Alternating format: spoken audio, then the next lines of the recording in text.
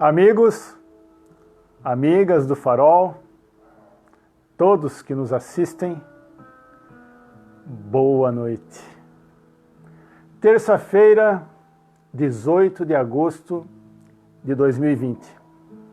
Estamos dando início à nossa preleção do Farol de Ismael. Farol de Ismael até vocês.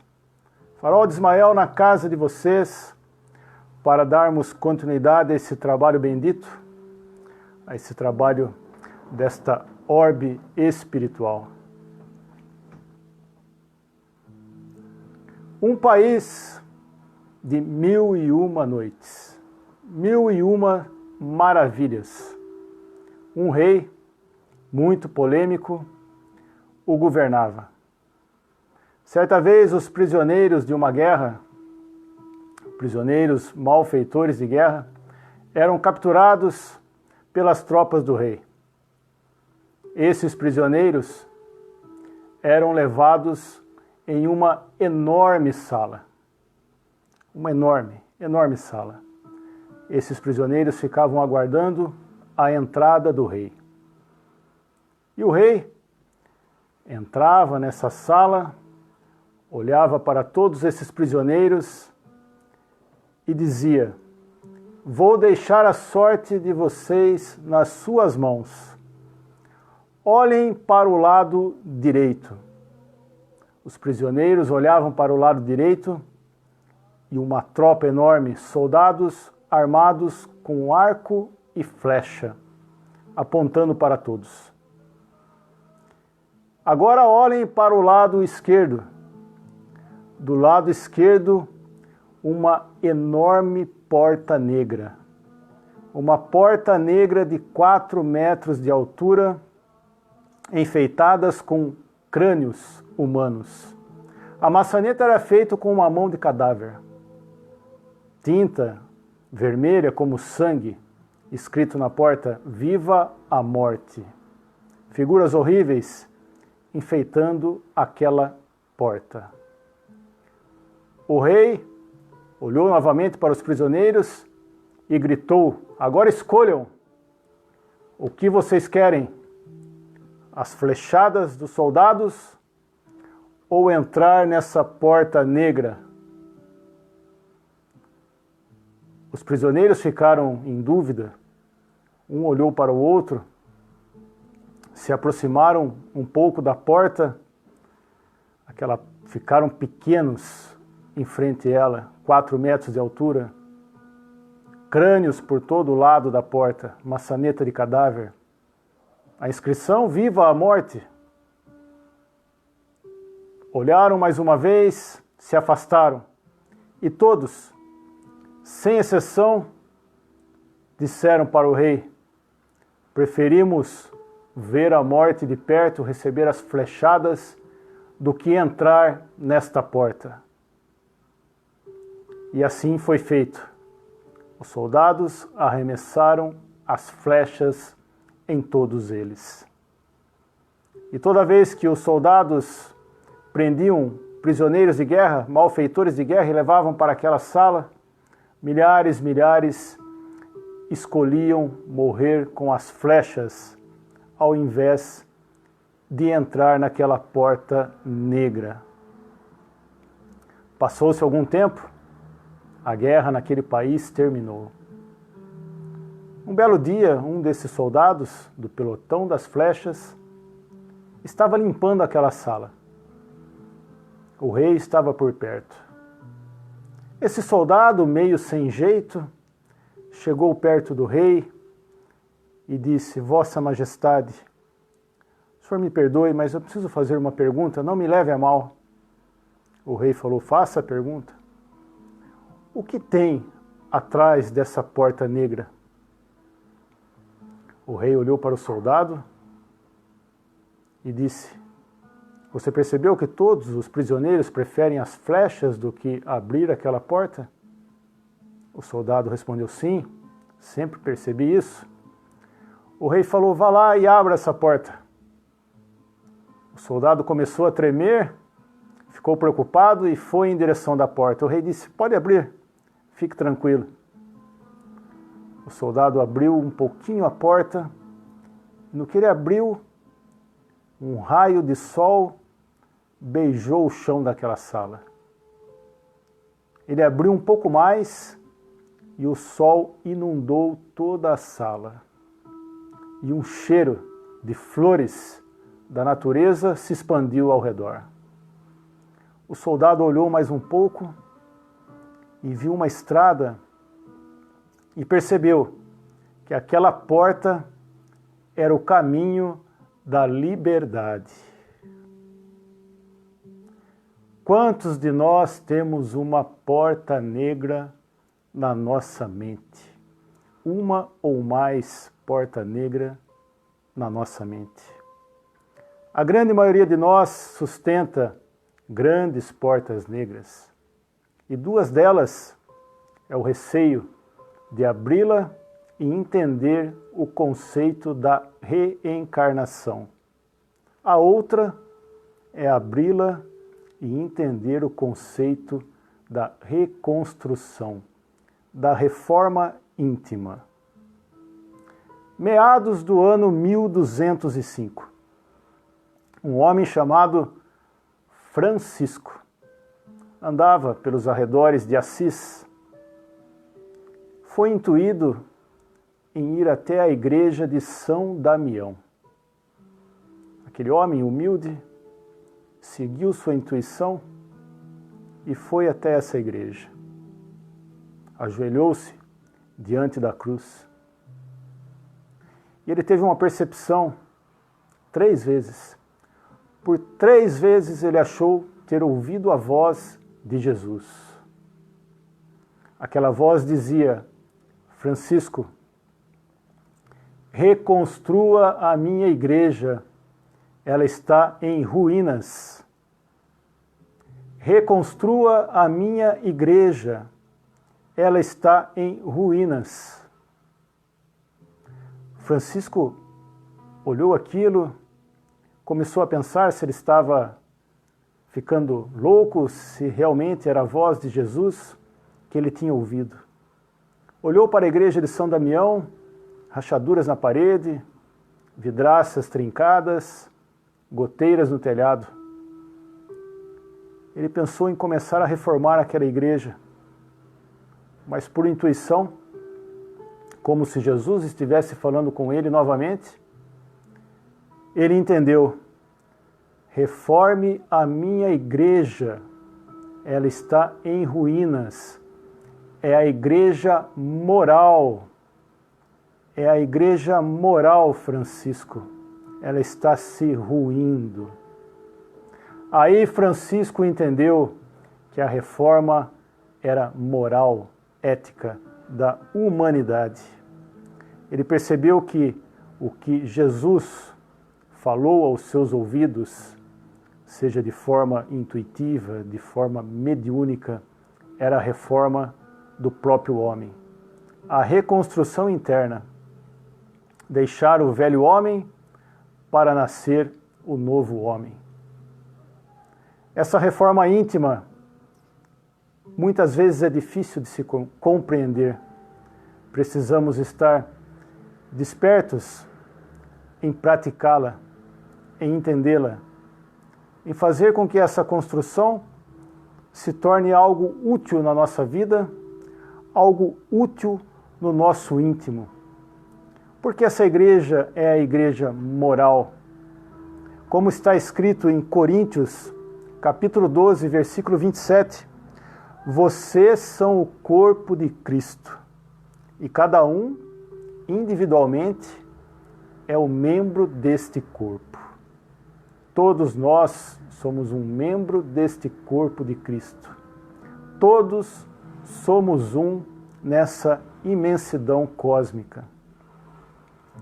E claro que a reforma depende de cada um. Apesar de todos sermos um, a responsabilidade íntima individual é de cada um em se reformar.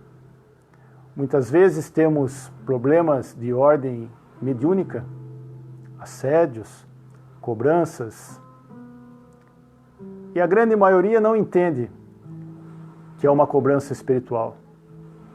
Mediunidade. Existem diversos tipos de mediunidade. Uma delas, a mais comum, é a chamada mediunidade kármica, ou a mediunidade que o cobrador consegue ter acesso. Como diria Leon Denis, cada mal feito do ser humano é uma falha que surge em seu campo eletromagnético, uma falha que surge em sua aura. Essa falha é uma portinha aberta aos cobradores, uma porta mediúnica aberta aos obsessores. Quando falamos em reforma íntima, ela engloba tudo. Engloba a nossa vida normal, a nossa vida espiritual. Através dessa reforma conseguimos fortalecer nosso campo eletromagnético, conseguimos ter proteção em relação a isso. Agora, para entendermos que existe uma cobrança espiritual, que existe um assédio, é preciso também abrir a porta para entender a reencarnação. Entender a reencarnação para poder entender o assédio espiritual e ver a necessidade dessa reforma íntima. Quando não conseguimos nos reformar, quando não conseguimos reconstruir esta igreja nesta vida, temos a oportunidade de retornar e reconstruir novamente. Até a meados do século VI, todo o cristianismo aceitava a reencarnação. Meados do século VI. Até que no ano de 553 depois de Cristo, no segundo concílio de Constantinopla, houve essa reunião, esse concílio, essa reunião, que metaforicamente um filósofo, escritor cristão, Huberto Roden, em seu livro Alegorias, faz uma comparação com o mundo dos vagalumes. O vagalume rei, o chefe dos vagalumes, reuniu todos os vagalumes na mata, convocou uma reunião, sentou-se com todos os vagalumes, olhou para eles e disse: não há nada mais luminoso que nossos faróis. Não há nada mais luminoso do que os nossos faróis. Por isso é mentira essa história da existência do Sol, inventada pelos que pretendem diminuir nossa fosforescência.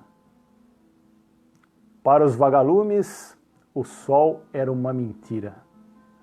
E todos concordaram com o mestre, com o rei dos vagalumes, e saíram daquela reunião gritando: amém, amém, amém, achando que o sol tinha deixado de existir e apenas aquele farolzinho da sua testa, da sua cabeça, iluminavam a vida. Essa reunião dos vagalumes, muito parecida com o segundo concílio de Constantinopla. Concílio organizado pelo imperador Justiniano, induzido pela sua esposa Teodora. Sua esposa Teodora, que tinha sido uma mulher da vida antes de se casar com Justiniano. Ela induziu o marido e forçou o Papa Virgílio a mudarem o conceito de reencarnação, porque Teodora não admitia renascer para pagar seus erros como escrava ou qualquer outro tipo de pessoa que sofra de alguma forma. Teodora não aceitava isso. Forçou Justiniano e o Papa a mudarem esse conceito de reencarnação. O conceito de reencarnação foi dito como herético e colocaram no lugar o conceito da ressurreição, aguardando o dia do juízo final. Um dia onde os corpos já putrefados sairiam do fundo da terra e teriam vida novamente. Nada natural, nada científico. E assim foi o segundo concílio de Constantinopla. E no Livro dos Espíritos, na questão 167, temos a seguinte pergunta: qual é o objetivo da reencarnação? Qual é o objetivo da reencarnação? E os Espíritos respondem: expiação, aprimoramento progressivo da humanidade. Sem o que? Onde estaria a justiça? Sem o que? Onde estaria a justiça? Essa resposta dos Espíritos deixa muito clara a lei da causa e efeito, da ação e reação. Jesus deixou alguns ditos em suas falas a respeito da reencarnação. Em seu diálogo com Nicodemos, escrito em João capítulo 3, Nicodemos pergunta a ele: mestre, como fazemos para alcançar ou encontrar o reino de Deus? E Jesus responde: aquele que não nascer de novo não pode ver o reino de Deus. Aquele que não nascer de novo não pode ver o reino de Deus. Em Mateus 11:14, Jesus faz referência a João Batista, sendo reencarnação de Elias. E, se quereis dar crédito, é este o Elias que havia de vir, fazendo referência a João Batista. Reforma íntima, reconstrução da Igreja de Deus, reconstrução da Igreja de Cristo. Conceito reencarnatório, duas portas que muitas mentes ainda devem abrir. Abrir e estudar. Como diria os esotéricos hindus, todos nós temos uma chispa divina, centelha divina. Os hindus usavam o termo chispa. Devemos transformar essa chispa em um verdadeiro farol. Transformar essa chispa em um verdadeiro farol e nos iluminarmos. A reencarnação é mal compreendida devido à dificuldade de exercer a reconstrução, a reforma íntima? Ou a reforma íntima é mal compreendida devido à dificuldade de entender a reencarnação?